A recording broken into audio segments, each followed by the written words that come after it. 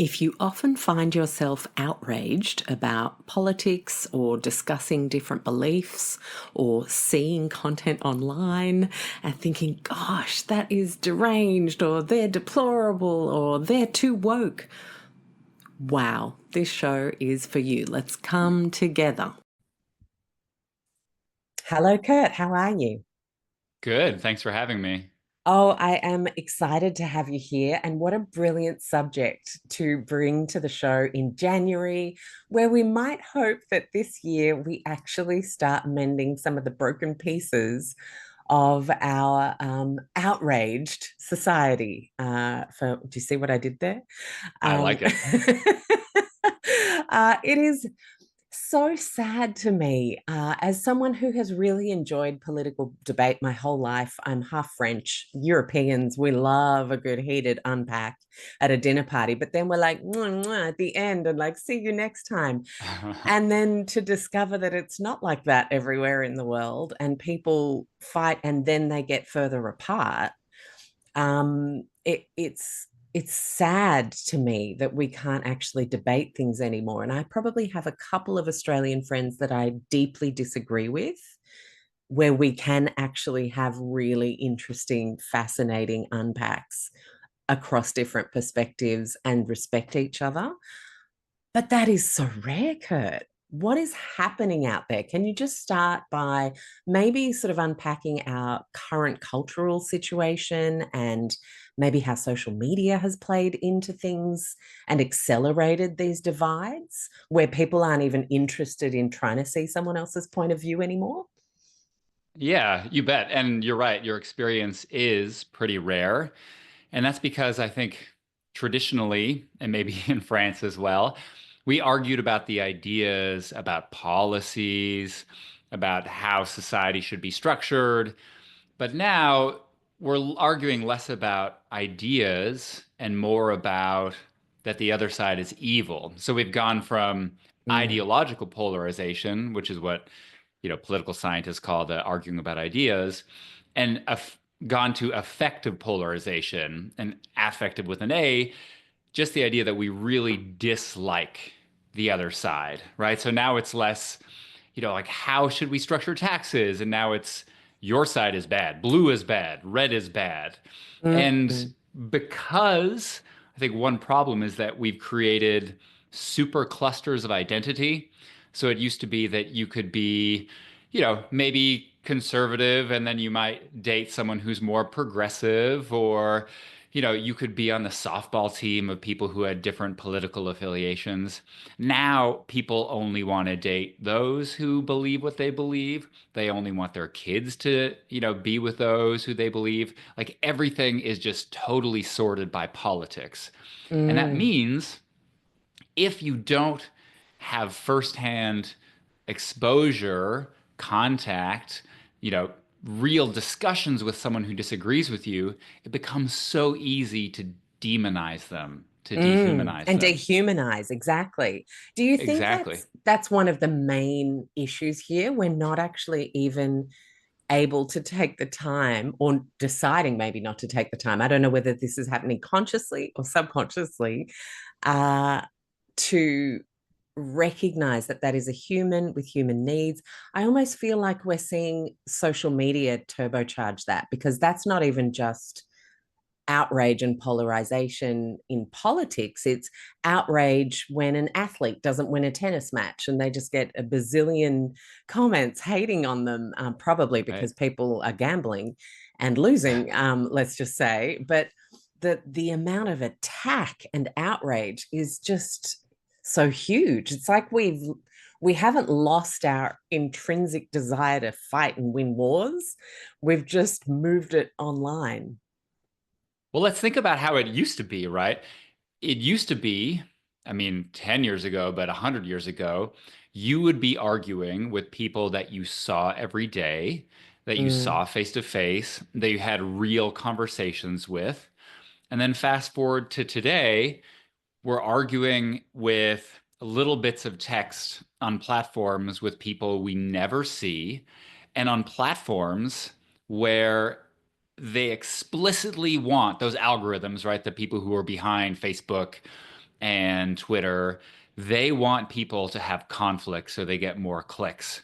And it's Mm. just something totally different than what we're used to, and something totally different that makes us fulfilled and happy and calm. Instead, it's this kind of cesspool of throwing comments at each other as fast as you can to see who gets the most virality metrics. And that's a situation for stress and for outrage. Hmm. So we are stuck between a rock and a hard place if we want to fix it because we spend so much time online. Is reducing our amount of online time one of the keys, do you think? I think so. I mean, and even if you still want to be online, we actually have a bunch of studies on this. We randomly assign people to unfollow just a handful of the most extreme and aggressive accounts. Mm-hmm. You know which Mm. accounts you're following. They're like, it's like a guilty pleasure. You're like, look at this person say these really aggressive things about the other side, right? Yeah. Everyone knows what these accounts are. And so we randomly assigned half of the people to not follow, unfollow these accounts, and to instead to follow NASA, pictures of space, or National Geographic, pictures of animals. And we found out that unfollowing these really aggressive accounts had lasting impacts on polarization, and I think ultimately on this well-being, right? Because you're not bombarded with these aggressive conflict entrepreneurs, is one term for them. Ooh, conflict entrepreneurs. That exists everywhere. It's not just politics. It's in diet culture. It's in medicine. It's everywhere. I love that term. That's fantastic. Well, and it's not fantastic that it exists, but it's Right. fantastic because it helps us start to realize people have found a way to survive in this crazy modern world and prosper by creating conflict.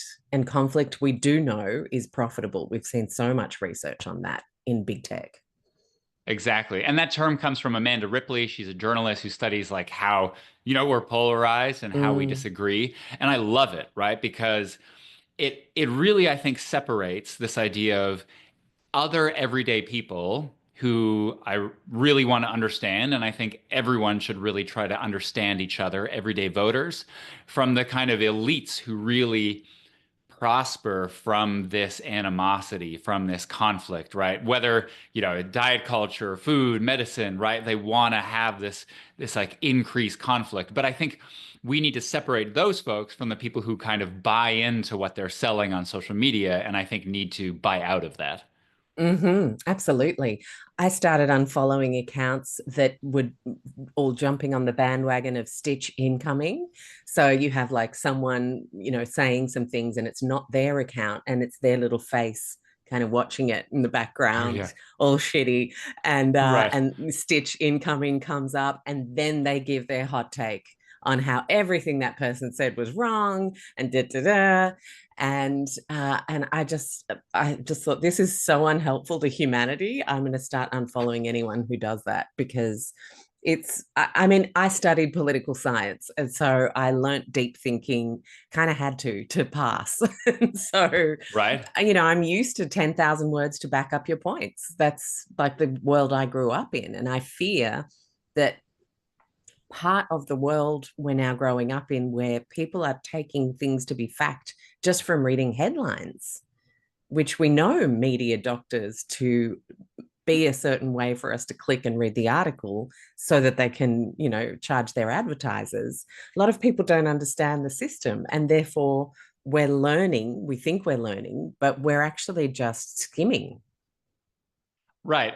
And I think science shows that when people make the decision to share those headlines, they make those decisions based on their social identity, right? Is Mm, this part of my group? Is this the kind of thing that makes my group look good? And they're not reading it. And I think it's not that they think it's true or not. It's just that this is what someone who's in my group does. And I think you're exactly right about those reaction videos too, right? You're mm, not generating real content. You're not being thoughtful. You're just saying, I am condemning mm, this for my group, right? I'm a part of this group.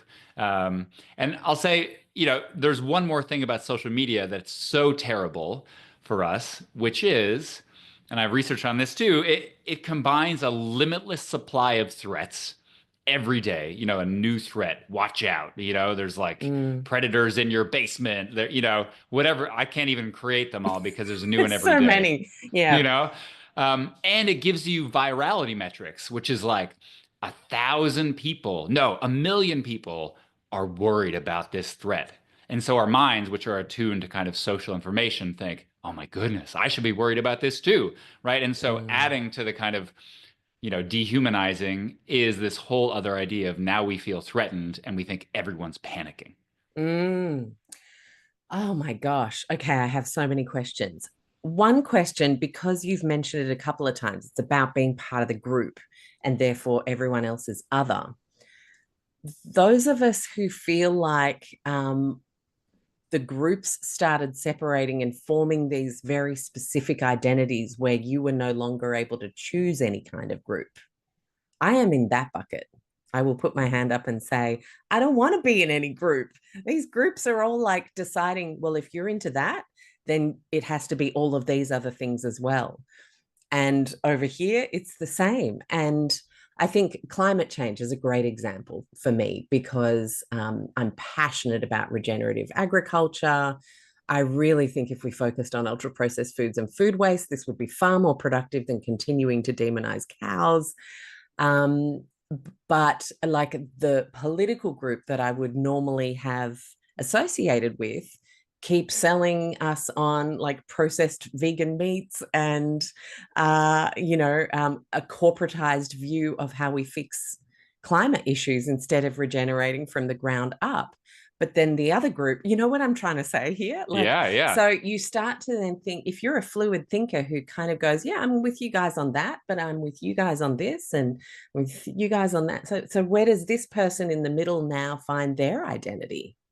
I'm okay with it, by the way, but I'm just asking this question because there may be a lot of people who are feeling really like a pull type struggle and not wanting to go either way.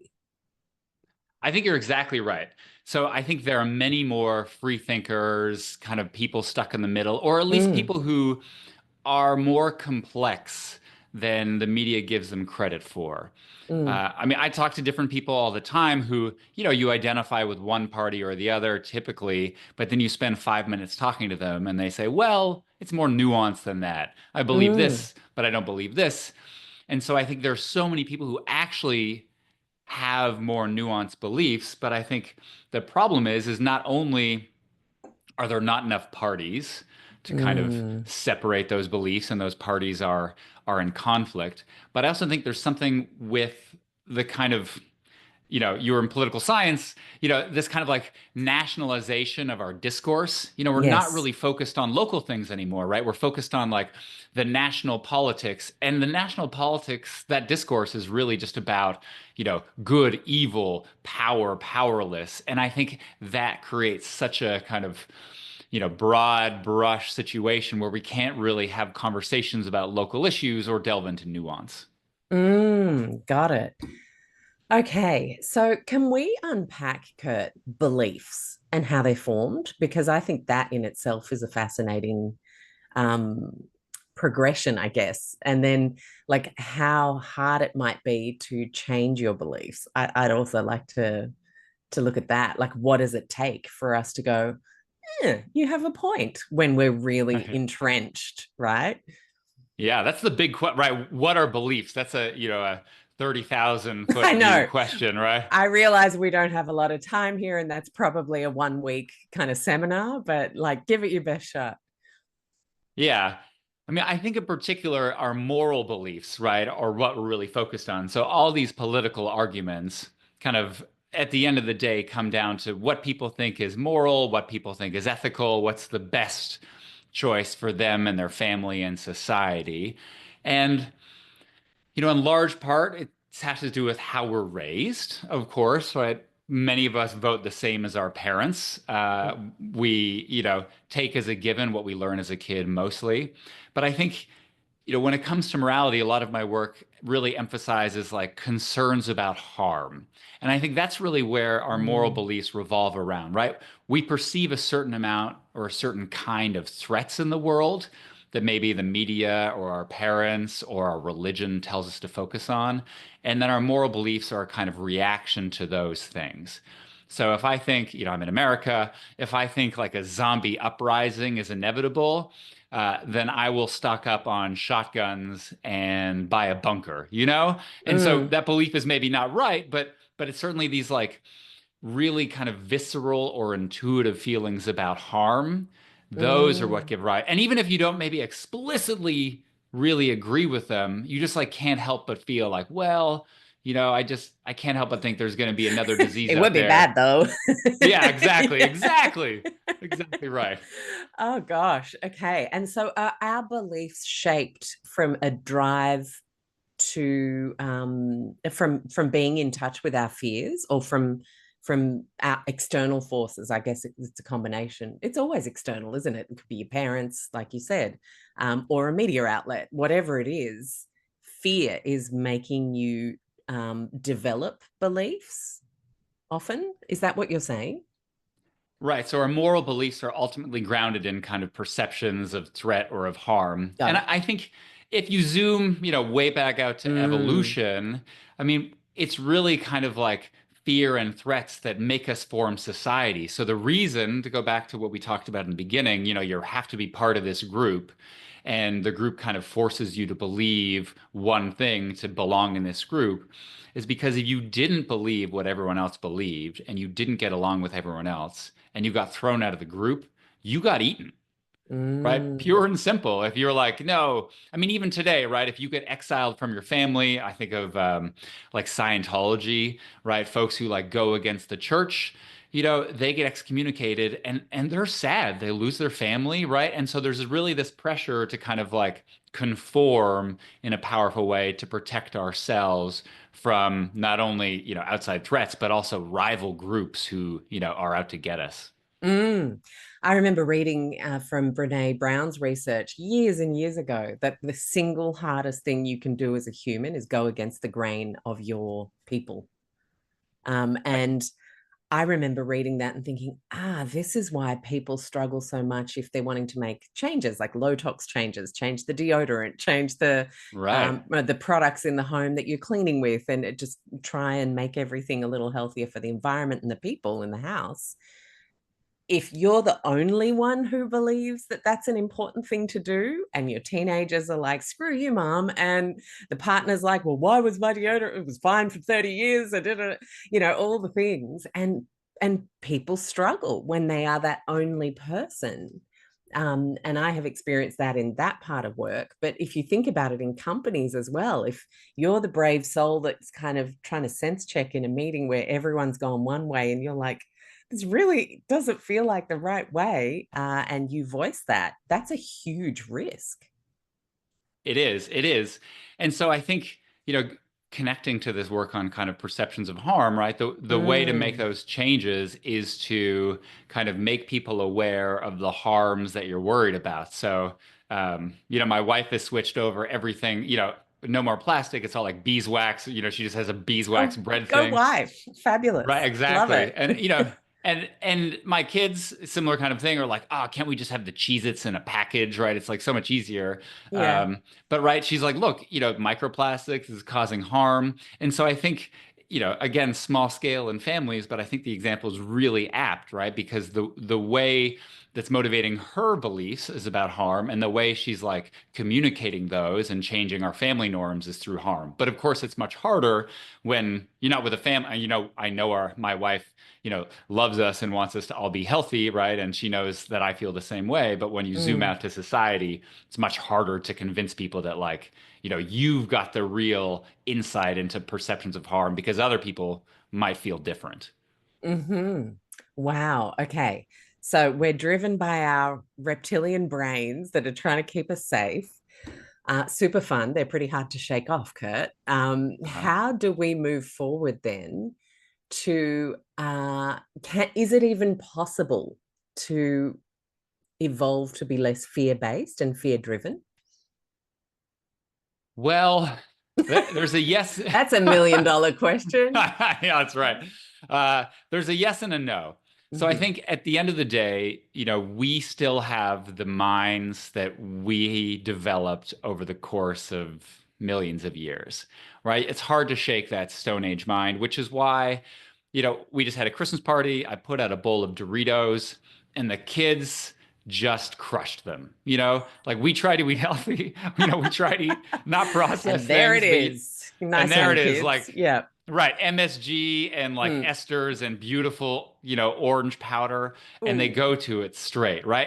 Yeah. And we know it's bad for them, and we know processed food is bad, but we still crave it, right? Because for thousands and thousands of years, right, we had a hard time getting access to sugars and fats, so we crave it. And so I Mm. think the same thing with our fear-based minds, our threat-based minds, right? We're still going to be afraid all the time, right? Which is why parents today, if you live in a very safe suburban neighborhood and your kids are outside and you see a white panel van drive by, you don't think, oh, I wonder if there's like a locksmith that's lost. You're like, there's a kidnapper, Yeah. And of course, it's not a kidnapper. 99% of kidnappers are from like, parents or step parents. Mm. But we still think that. And so I think we're stuck with our kind of harm-based moral minds. But there is a way to bridge the gap between my harm-based mind and yours if we disagree, and that is through storytelling.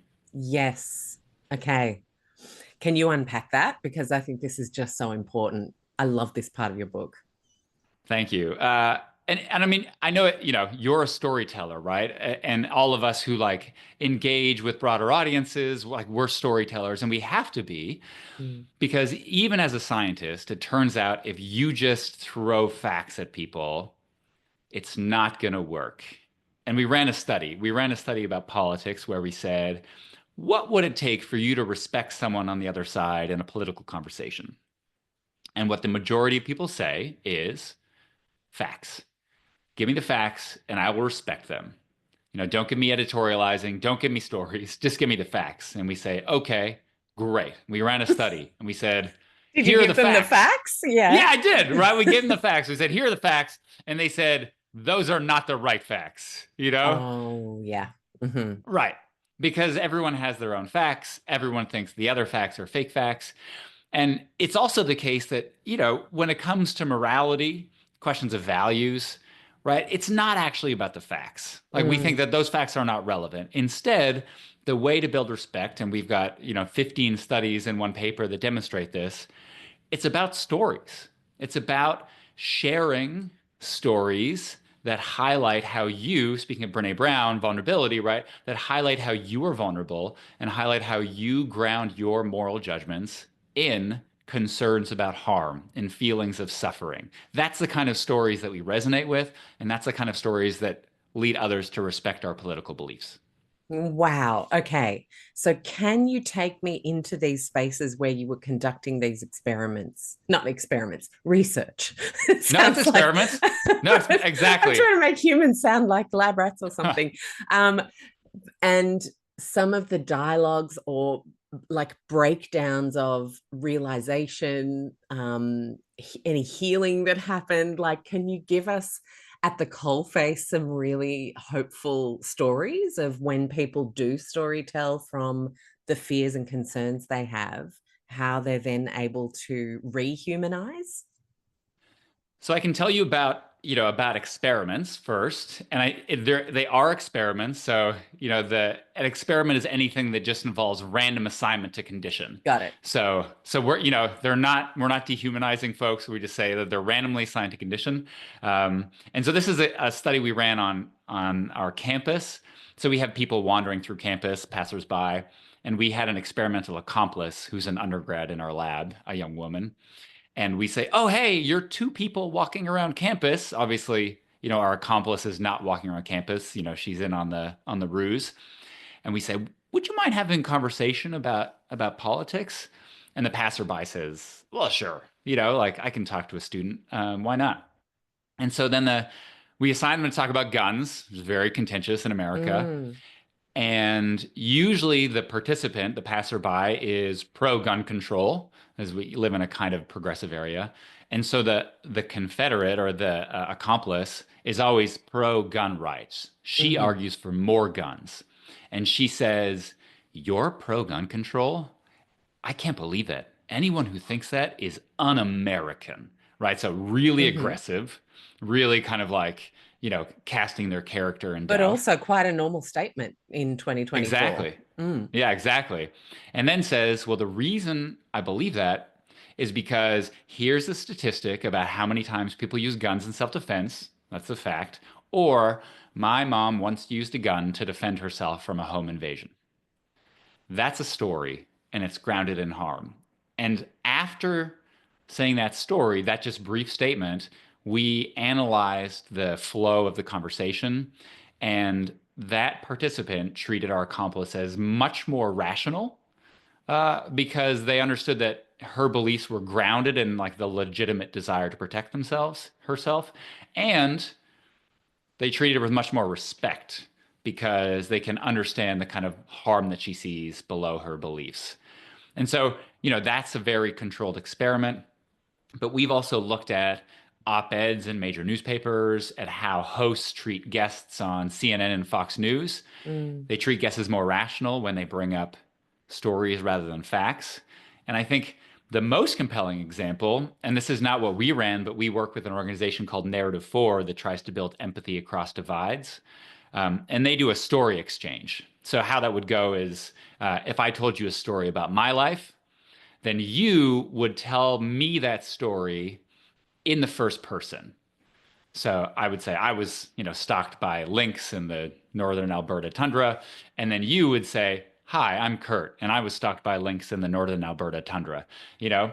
And so they did this story exchange with someone whose daughter was killed in a mass shooting, and then someone who runs a gun sales website from his home because he has a disability and that's how he can support his family. And Mm. so they are real political opponents, right? I mean, she watched her Mm. daughter die in her arms because of, this man having an automatic weapon or semi whatever, a gun Yeah, that many people think. unfortunately, we know the story only too well. Right, exactly.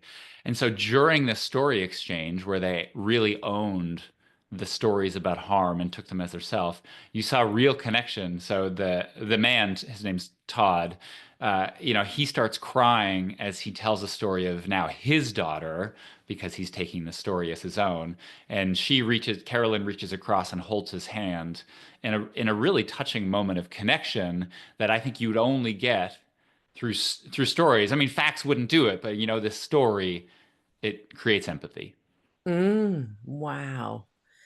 So the old journalism line, just the facts, ma'am, is that kind of what's got us into this mess? Like, because what I've seen from what's happened in politics in the last sort of 10, 15 years, where the facts are no longer facts, and some very artful politicians have blurred the lines of facts, and therefore Mm, I really believe that has been one of the issues around facts no longer even working because everyone just disses each other's facts, just as you said. Well, they're the wrong facts when that person was given the facts. Um, do we, is the way we move forward? I guess the question I have, hold on, is actually what do we have if we don't have facts? well, facts still matter. I Mm, want to say, right? I'm a scientist. I trade in facts. And I think their position of late, as you suggest, is threatened yeah. because of different media environments and social media. But it's always been the case that it's hard to convince people with statistics and facts.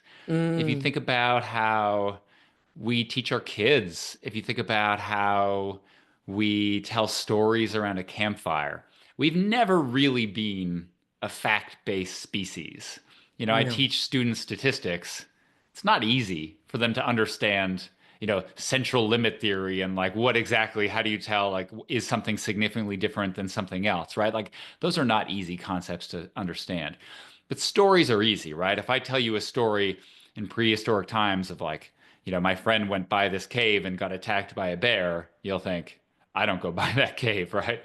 So, I mean, that's a kind of fact in and of itself, but I think if we start conversations with stories to break through that dehumanization that we've talked about, and then we can kind of talk about the different ideas, the different ideologies with facts. So I think Mm, it's just a two-step conversation now, right? We connect with each other as human beings, we storytell, and then we focus on the particular domain of facts that we can kind of agree on matter, and then we discuss that. So we don't have a big conversation about morality in general, but we humanize each other and then we talk about a specific policy, maybe.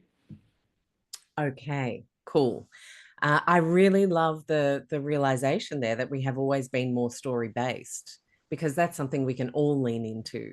If we try to fight on facts and it's not working, tell a story, share a perspective from something that's impacted you. Exactly. And I think if you and I can tell you a story, speaking of storytelling, about how I had a conversation with someone who disagreed with me. And I think if you engage in these conversations with a genuine desire to understand the other person's position, Mm, instead of just trying to win, as you say on social media, people try to win, right? You try to score points. Then I think you can actually have more respectful conversations where you can kind of push back on things like civility and policy. So the story is I'm getting into an Uber, going to the airport, and the Uber driver, when I say that I study morality and politics, everyone's mm. pretty excited to unleash their Yeah, views you'd on be a me. good conversation starter. Yeah. Exactly. And he says, look, that's super interesting. I'm a Christian nationalist, but not the typical kind. And I've never met a Christian nationalist, let Hmm. alone the atypical Christian nationalist that he introduces himself as. And so I say, interesting. Like, could you tell me what that means and what you believe? Speaking of beliefs, right? And so Mm. he goes through all his beliefs, how he believes the church should be and the government and the family. Super interesting. I study politics and morality. I want to hear this new perspective. And, I listen for understanding. And then as we're getting to the airport, we start to have a conversation about abortion, another hot button topic in America. And he starts comparing pro-choice supporters to Nazis, like brings up Wow. Auschwitz and concentration camps. And I say, hold up. If we're going to have a real conversation about morality, about politics, we can't compare people to the Nazis. Like that's just not acceptable. I teach a class on this. I don't let my students do this, and I don't think we can do it here because it's not in good faith. And he says, you know what? You're right.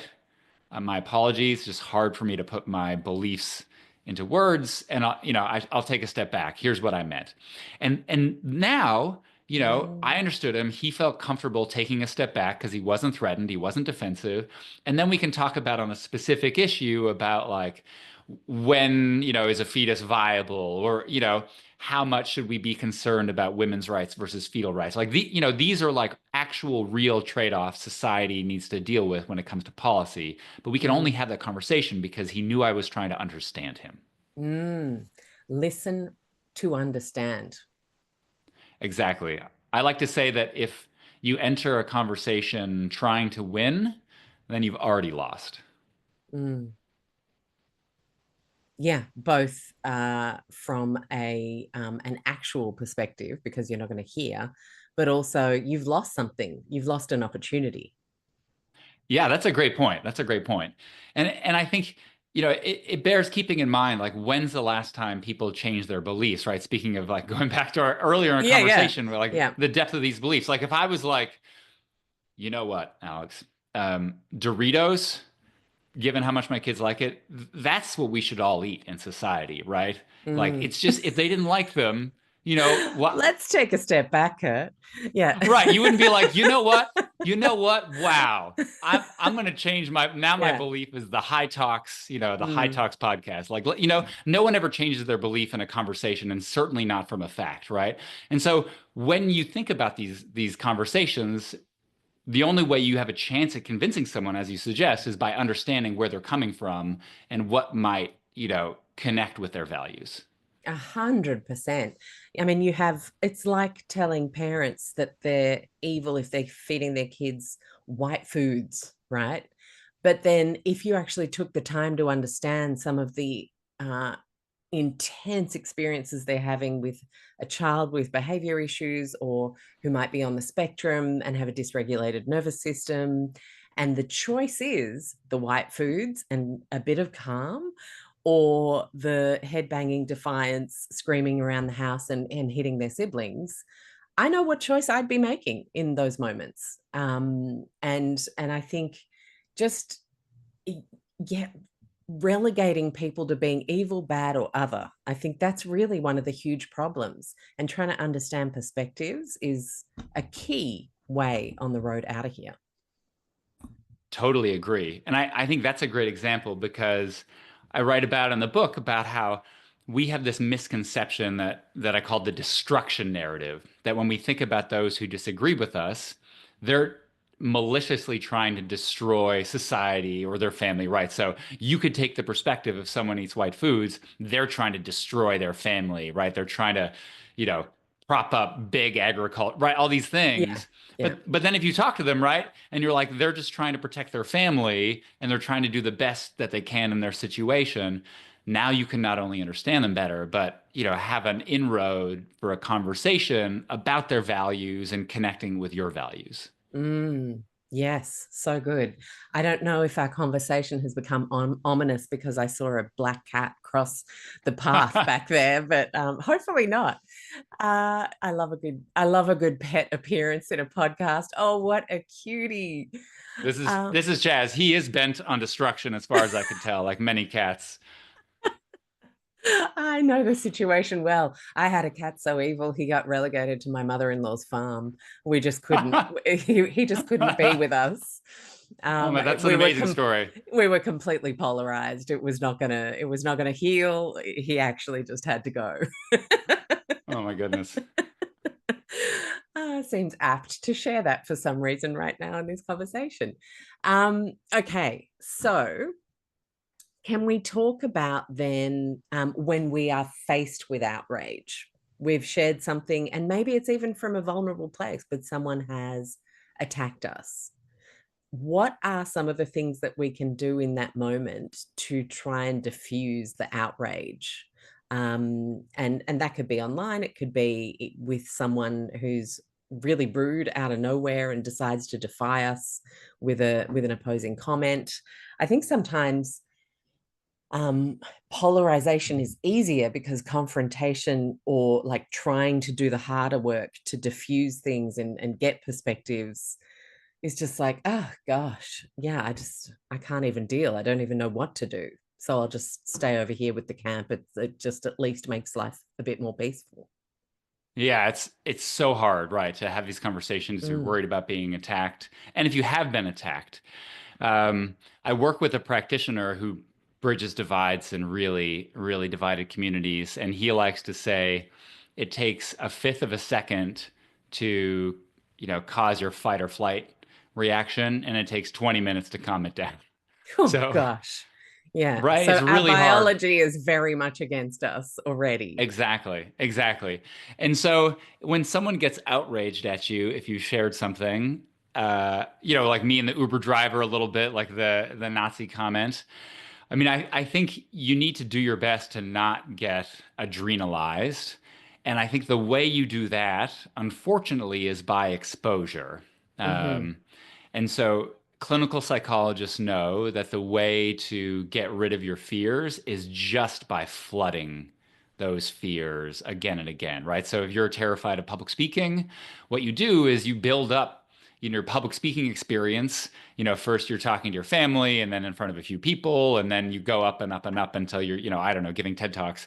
And so, right. When it comes to, these kind of polarization, I think you need to kind of like build up a tolerance as well, right? Maybe start with someone who disagrees with you a little bit, have a Mm. and then just kind of like work your way to eventually you can do hard mode, like, and I'll give you an amazing example here where, I don't think anyone should be asked to do this, but people can do this, and this is Daryl Davis.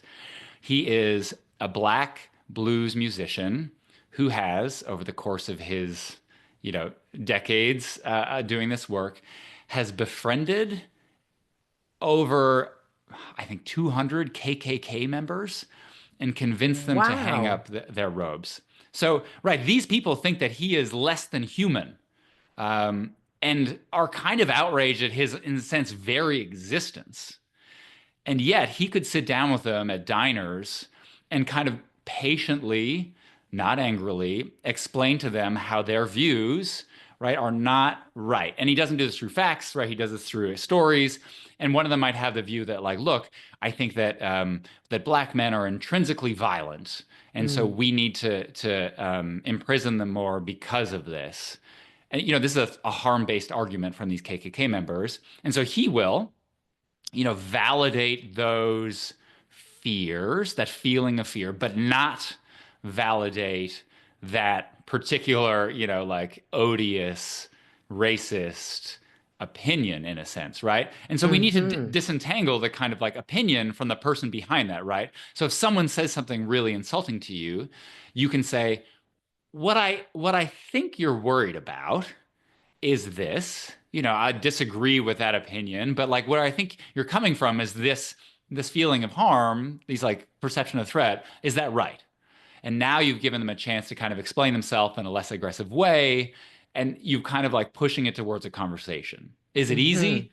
No, but this kind of like, inviting to share and validate is a kind of like way to move the conversation along, even if it's hard to do. Hmm. Yeah, wow. What an incredible story. 200 people. That's amazing. And like, I feel like it's because he was able to at least acknowledge that they felt a sense of fear around something or someone. That just seems like such a key part of all of this.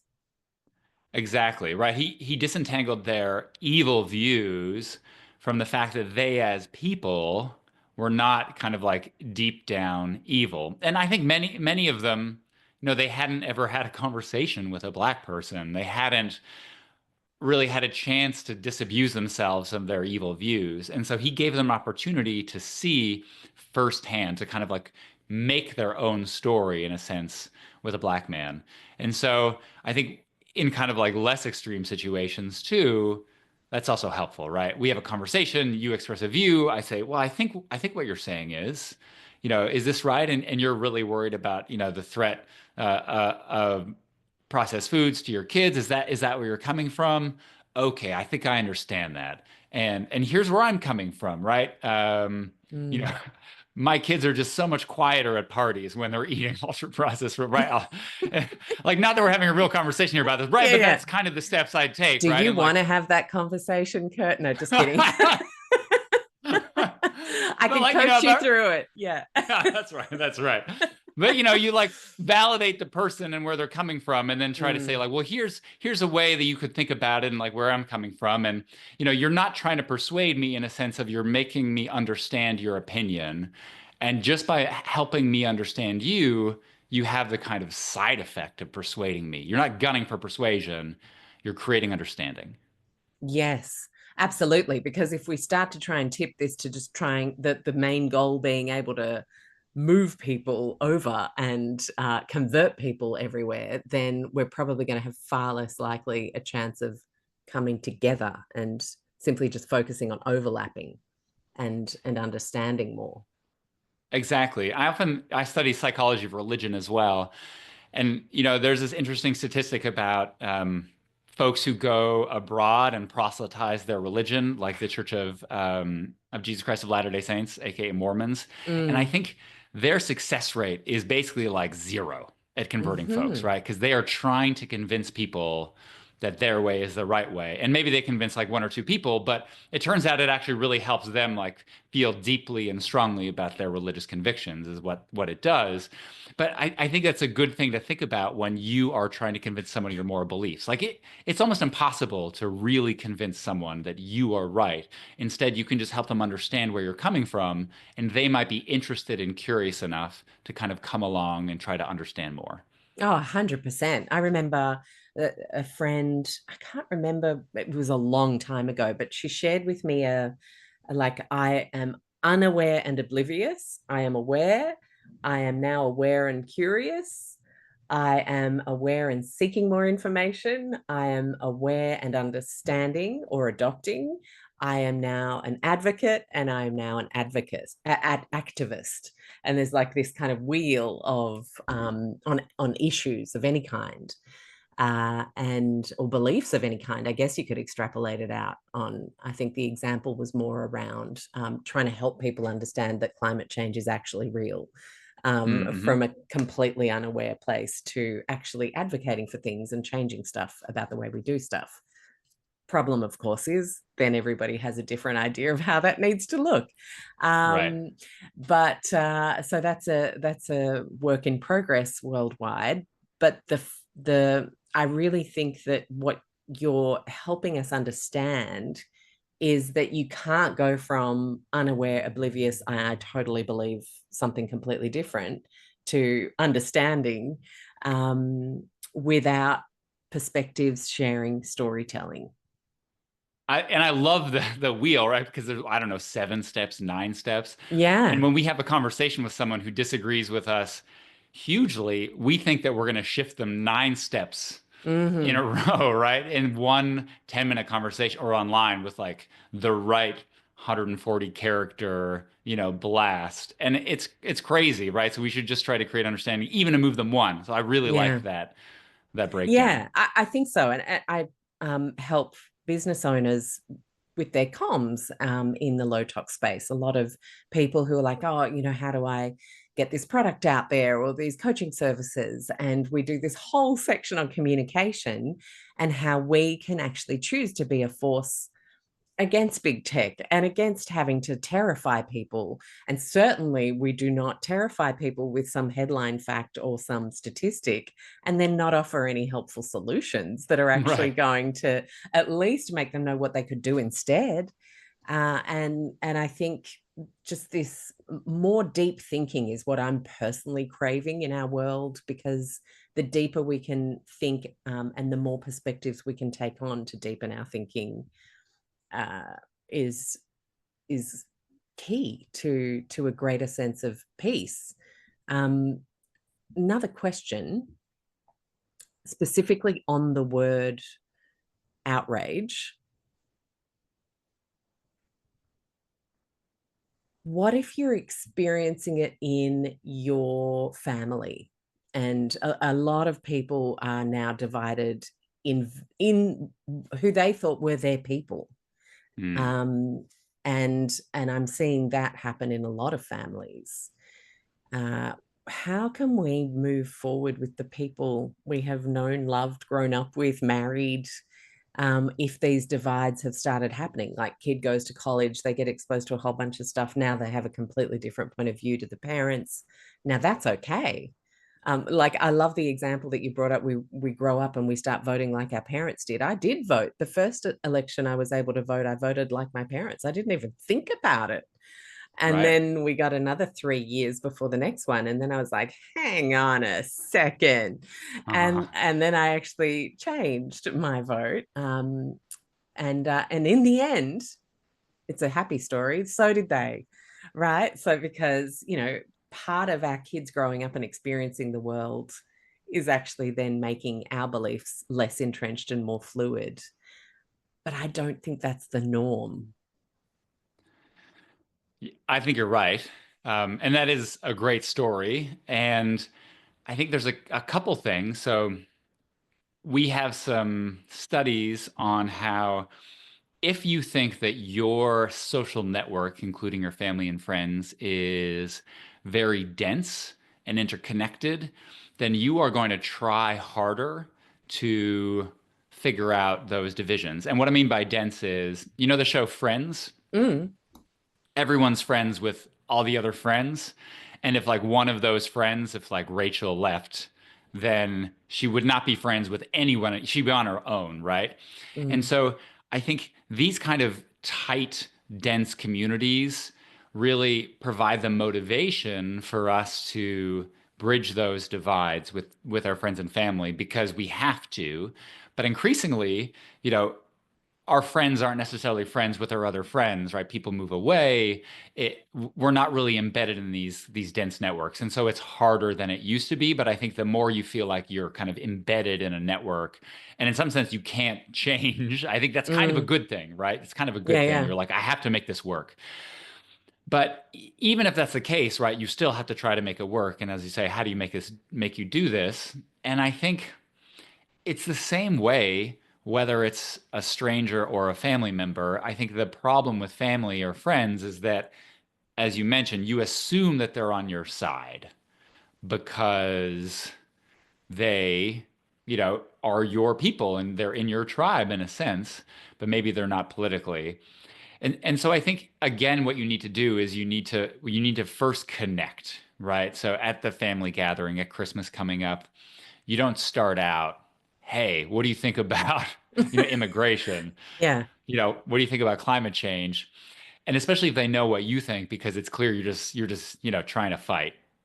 I think you connect with them as a human being. You reminisce about stories, about that social, connection that you share. And then once you connect, you invite them to share Mm. their beliefs, right? And I think you could say, look, I know in the last election you voted differently than I did. And I'm trying to understand why. It's like a Mm. little hard for me because, as you know, I'm like I very much believe this, but I value our connection. You're my nephew, my uncle, whatever. My mom, and so I just really want to understand. And then just Mm. like the Uber driver, right? And then okay, now your mom's telling you she's trying to help you understand. Maybe she's going to say something offensive because it's hard to put into words, and you could say, I feel like this a little offensive to me. You can say that, right? But I feel like what you're Mm. trying to express is this, is that right? And she'll say yes. You say, thanks for sharing, mom. Um, and like, I see it a little differently, right? And so these steps, I write about are like CIV, which is Mm. Civ, the beginning of civil Yeah, I love conversations, that right? we have a blueprint. Thank you. Yes. Yeah, right. Mm. So it's connect, invite, and validate. And like those steps are not hard because you're just like talk with someone as a human being, talk about their hopes and dreams and like what they got up to the past year, invite them to share, and then do a little bit of validation. And like, is it gonna solve everything? No, but it like starts us on this path. And conversations are path dependent. If you start off being like, how could you vote for labor? Right? I don't know. How could you be a Mm. liberal? Like those things are going to send us apart. But if you're like, I'm just trying to understand, well, that's very different. Mm. So good. So good. And do you think part of our healing is to actually just really get chatting to people in person? Yes, Leave the comment threads, have the conversations. absolutely. And there's a lot of science that backs this up. So Mm. leaving the asynchronous comment threads to even have Zoom chats, that's better because we can have a conversation. We take pauses, we're nodding, we're like, there's a kind of synchrony here that's really compelling as compared to just to kind of like you're throwing text as fast as you can and I am as well. And so Mm. just have a conversation with or do something together, right? There's this, have you seen this ad, this Heineken ad? No, I Um, haven't. it's beautiful. So Is it a two Christmas people. ad? It's no, it's kind of old now. It's just Oh, about okay. political divides, right? But two people come Oh, in. no, I know the one. You know Yes, this ad? yes. Yeah. Yeah, it's a Right. classic. So they're Yeah. strangers, right? They come Mm. in, they have to build a bar together. And so they build a whole bar and then they put up a couple Heinekens and then they crack them open. And they're like, oh, you just built a bar. By the way, you guys totally disagree on, I don't know, trans rights. Do you still want to have a conversation about it? Knowing that you disagree on this issue. And most people are like, yeah, we just built a bar. We're Yeah. connected. We did something together. I know who you are. You're the kind of person who works hard and is thoughtful. So yes, we'll have a conversation. And so they didn't start with politics, right? They worked together first, offline. 100%.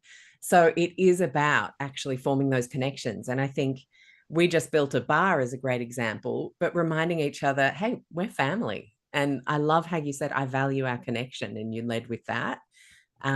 Really rehumanizing everybody is just such a huge part of at least respecting differences and moving towards focusing on overlaps. I feel like Have you done research on whether people can disagree and then overlap in some areas, and how we can build that back up? I'm curious to know. There is some research. I think most of it comes from this practitioner space. So the folks that I work with at Essential Partners, Mm, what they do in kind of really divided communities is encourage people to see the overlap, as you suggested, but also really think about the kind of tensions or inconsistencies in their own beliefs and values. mm, So someone may be pro-choice, let's say, but really feel uncomfortable about the idea of, let's say, using Plan B as like birth control. I don't, just an example. And so there, to go back to the very beginning of our conversation, right? Like there's more nuance and differences and heterogeneity in people's thoughts than like just thinking of like their party would suggest, right? You're like, oh, I'm like believe this in this situation, but like this other issue that's like very closely related, I'm not sure what to think, right? And you have to be able to feel safe to do that, right? You have to have an acknowledgement that you're concerned about threat and motivated by protection and not destruction.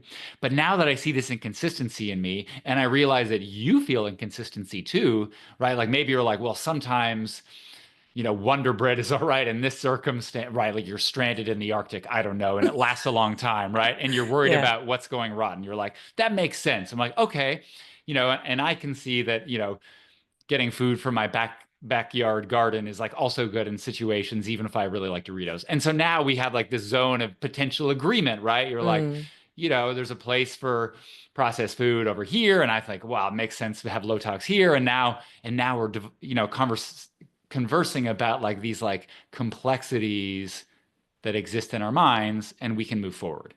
And complexities that exist in reality. I think just Yeah, accepting that complexity is part of the deal is a huge part of this. But I genuinely feel like half of my job now is to make people less scared of the things they saw on the internet and just walk them back and say, we do what we do most of the time, so we can go with the flow some of the time. We don't have to be terrified every time we read a study or every time we eat a chip. Like that is just right. not a life that is going to be conducive to happiness. Exactly. And so the Totally same agree. is for politics. Okay. Hmm. Last question. Do you have a sense of hope, Kurt, that we can actually bridge divides? Was that part of the driving Absolutely. force for your book? Absolutely. And I think my research and in some sense my life, right? At the end of the day, Mm, I'm an optimist about human nature. I'm an optimist about the capacity for us to understand each other. I mean, we can understand, the genesis of the cosmos and the DNA within it, right? Like we can mm, understand so much. And I think we can also just understand why someone might disagree with us in some way about some hot button issue. Like it's not that hard intellectually, even if, as you say, it's hard socially. And so I like to think that we can understand each other, especially when there's actually so many people who are exhausted from political divides and who want to have better relationships with their friends and family. So I'm definitely an optimist. Oh, I love it. Well, it's been brilliant unpacking this subject with you. Thank you so much for joining me on the show, Kurt. And I talked about your book in the intro. I really think it's a wonderful tool for all of us, no matter what you believe, what you subscribe to, what you're terrified of right now happening in our world, maybe. It will be part of you actually feeling a sense of optimism, just like Kurt does. Agree. Thank you. I hope you loved today's show as much as I loved bringing it to you. I want to remind you that if you are someone who craves a low tox community that is judgment free, full of empowerment, has health professionals and building health professionals that can support you, as well as me in there answering questions multiple times a week, I want to invite you to join the Low Tox Club. For the price of less than a cup of coffee a month, you have an annual membership for $49 Australian, so it's about $30 US US or Euro, that allows you to have a member masterclass every single month with a health professional or global expert from the podcast, where we have them to ourselves for an hour to ask questions and deep dive further. You have the beautiful supportive chat group. You have Q&As with me answering questions. We read books and talk about them, and a whole bunch more. You can head to lowtoxlife.com, hit the explore tab, and join the club is the very first option on that list. Of course, we have over 10 evergreen courses that you can jump into anytime, whether it's navigating everyday low tox swaps with our Go Low Tox signature course, whether you have kids and you're wanting to know how to best support them with our Low Tox Kids course, whether you're planning a family and looking at a healthy low tox preconception journey, reducing inflammation, especially the chronic kind, with our Inflammation Ninja course, many other courses. You can again head to lowtoxlife.com, hit the courses tab, and you'll see all of the options, which includes a business course, my Low Tox Method program. A lot of people don't know, but I was doing a lot before starting Low Tox Life in 2009, and I was a business consultant across hospitality, health, retail, and cosmetics. I have been in business consulting for a very long time, so I absolutely adore helping people move into the low tox space or develop their low tox businesses. So that's a way I can support you. And then, of course, there's our wonderful social media communities at Low Tox Life on Instagram, and of course, the website with over 250 gluten-free recipes, blogs, downloadable PDFs to help you navigate wanting to get rid of synthetic fragrances in your school or office. I could go on. So head to lowtoxlife.com, see what takes your interest or fancy, and thank you so much for being a part of our podcast community. I love reading your reviews. I appreciate every follow and subscribe, and I want to just remind you to finish off that if there's anything you heard that you found interesting from a medical or scientific perspective, it is intended as education only. Please always chat to a health professional who knows you and your situation best. I'll see you next week. Bye.